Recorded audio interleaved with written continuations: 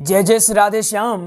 कैसे हैं आप लोग? विश्वास है बहुत बहुत बहुत ज़्यादा कुशल मंगल होंगे और उतने ही कुशल मंगल ढंग से आपका अध्ययन भी चल रहा होगा। तो आइए आज का महत्वपूर्ण प्रसंग जानने का प्रयास करते हैं। हमें ये भी विश्वास है आप लोग बढ़िया से पढ़ रहे होंगे। एक बहन जी ने कहा गुरुजी पढ़ने में मन नहीं लगता। हमने कहा बहन जी अच्छे कामों में हमारा मन कब लगा है कि आज लग जाएगा। अच्छे कामों में मन लगता नहीं, लगाना पड़ता है। तो आज का विषय क्या है? विषय ये है व्यास पीठ पर, और वो भी व्यासपीठ। कौन सी व्यासपीठ? भागवत की व्यासपीठ पर कौन सी पुस्तक रखनी चाहिए, कौन सी बुक या पुस्तक रखें। ये बहुत ही महत्वपूर्ण है। कम से कम YouTube में हमसे 100 लोगों ने अभी तक पूछा है, बोल रहे हैं गुरुजी हमारी हाल ही में कथा है, लेकिन हमें समझ ही नहीं आ रहा है कि हम पुस्तक कौन सी रखें। व्यासपीठ पर पुस्तक के अतिरिक्त और भी क्या क्या चीजें रखनी चाहिए। हमें प्रतिमा किन की रखनी चाहिए? शिव जी की रख दें कि कन्हैया जी की रख दें कि हनुमान जी की रख दें कि राम जी की रख दें? हमें समझ ही नहीं आ रहा है। तो अगर आप भी इस उलझन में हैं और पहली बार कथा करने जा रहे हैं या फिर अभी तक आपने कथा करी हो, ये गलती करते हैं, पुस्तक ही नहीं रखते बल्कि अपनी डायरी लेके जाते हैं और उसी को सर्वे सर्वा समझते हैं, तो आज के बाद आपका जो ये डाउट है क्लियर हो जाने वाला। आइए एकदम छोटी से छोटी बातें जानने का प्रयास करते हैं। बस आपको करना क्या है, ध्यान से आपको देखना है। अब देखिएगा, मान लेते हैं क्या है, आपको दिखाई दे रहा कि नहीं दिखाई दे रहा है? दिखाई देगा ही। मान लेते हैं क्या है, ये है व्यासपीठ। बढ़िया से व्यासपीठ को बना दें। ज्यादा चित्र में मत जाए करिए। कुछ लोग कहते हैं चित्र गलत बना दिया। चित्र में मत जाए। चित्र आपको केवल और केवल समझाने के लिए बनाते हैं, ना कि हमारा कुछ और उद्देश्य होता है। हमारा पर्पस आपको समझाना। ये क्या है? ये है व्यासपीठ। इतना समझ में आ गया ना? ये व्यासपीठ है। अब समझिएगा, यहां विराजमान होते हैं वक्ता। कौन? वक्ता। यहां विराजमान होते हैं वक्ता, ठीक है। और यहां बाकी क्या रहता है? आपका जो टेंट तंबू होता है वो सब रहता है, पांडाल, ठीक है। यहां पंडाल रहता है। आ गया समझ में? ये कौन है? ये मान के चलते हैं वक्ता है, और ये क्या है? व्यासपीठ है।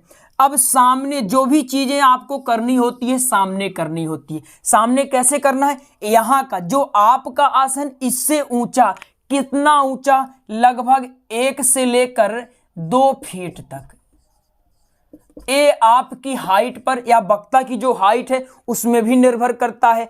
पता चले कोई वक्ता अगर ज्यादा ही छोटे हैं और उनके सामने ज्यादा ऊंचा जो आसन सामने वाला रख दे, पता चले वक्ता दिखाई नहीं दे रहे हैं, तो जो सामने का आसन 1 से 2 फीट लगभग में है, ये आप अपने अनुकूल या फिर वक्ता के अनुकूल रख सकते हैं। एक क्या है, यहां पर एक यहां आसन रखिए। ये जो आपका आसन इससे ऊंचा होना चाहिए। कितना ऊंचा? ये आपका आसन ऊंचा होना चाहिए, ठीक है। इतना समझ में आ गया। और यहां आपको क्या क्या चीजें करनी है? यहां यहीं पर यहीं आपको भागवत जी की पुस्तक, और क्या यहां पुस्तक रख दीजिए, और समकक्ष में ही, अलग अलग नहीं, समकक्ष में ही आपको क्या करना है? समकक्ष में ही भगवान श्री कृष्ण जी की प्रतिमा या मूर्ति आपको यहीं पे रखनी है, समकक्ष में। समकक्ष का आप अर्थ समझ रहे होंगे। पुस्तक कौन सी रखनी है ये भी आप थोड़ा देख लीजिए। अपने पास यह द्वितीय खंड है। कौन सी है? यह द्वितीय खंड है। इसी की प्रथम खंड भी आती है, अभी यहां नहीं थी, अभी वो अपने दूसरे संस्थान में रखी हुई है। तो इसकी जो प्रथम खंड आती है, द्वितीय खंड, इसकी 2 खंड आती है। ये देख लीजिए आप, इसकी 2 खंड आती है। इसको आपको रखना है। कहां रखना है? आपको यहां पर रखना है। ऐसे इनको विराजमान करना, और ऐसे नहीं कि ऐसे जाकर के रख दिए। इन पर लाल या फिर पीला वस्त्र बढ़िया से करिए, इनको अच्छे से लपेटिए इसमें।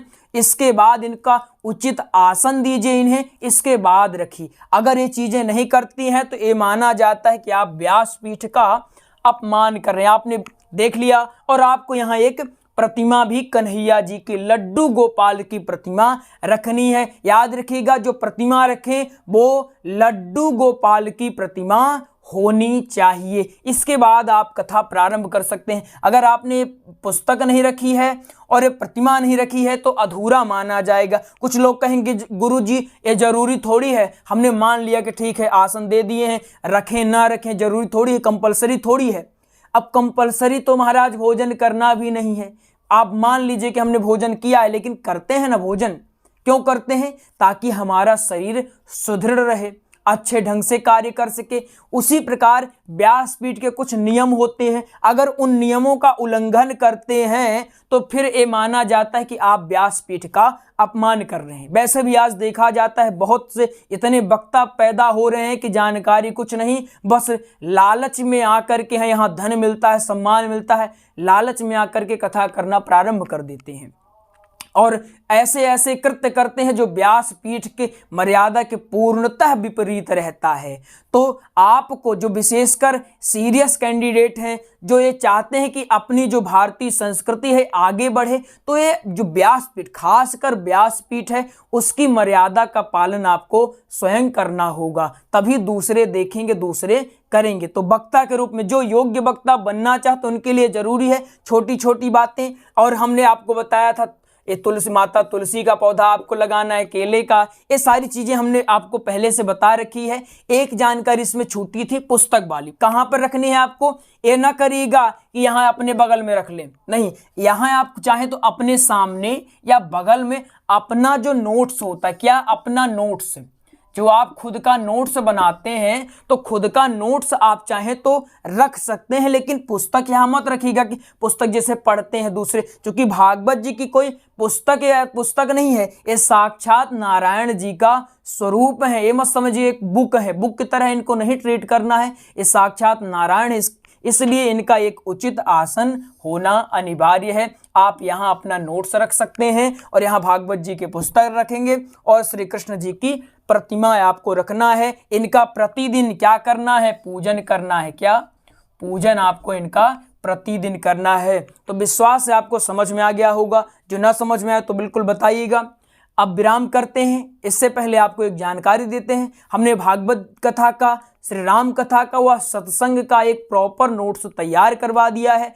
अगर आपको आवश्यकता है और लग रहा है कि हमें नोट्स का अध्ययन करके भागवत सीखना चाहिए, इस नोट्स में आपको संपूर्ण जानकारी मिल जाएगी। अगर एकदम कम शब्दों में कहें तो ये है कि आप सिर्फ और सिर्फ नोट्स का अध्ययन करके बेहतरीन कथा कर सकते हैं। शर्त सिर्फ एक है कि आपको नोट्स बढ़िया से अच्छे डेडिकेशन होकर के पढ़ना है, लगन और निष्ठा के साथ आपको पढ़ना है, आपको याद करना है। तो अगर आप चाहते हैं तो नंबर है 8269386376। तो आइए मिलते हैं अगले प्रसंग में, तब तक के लिए जय जय श्री राधे श्याम।